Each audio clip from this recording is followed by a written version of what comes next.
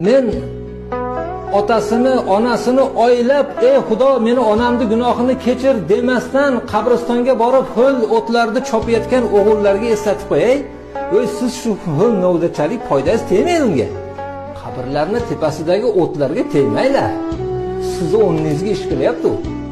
Tikanlarni yurib yuboraylik-ku. Tikan o'smay qabristondan rayhon o'ssinmi? Tikan o'satda Xudo atayin shu tikonni shu yerda o'sadigan qilgan 20 metr pastdan ham suvga ichib ko'ylab tursin, shunga savob tegib tursin deydi.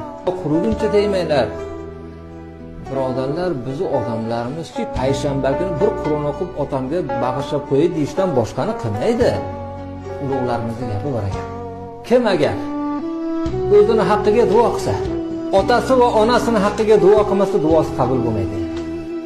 Qaysi ayol o'zini haqqiga duo qilsa, erini haqqiga duo qilmasa, o'zini haqqiga qilgan duosi qabul bo'lmaydi.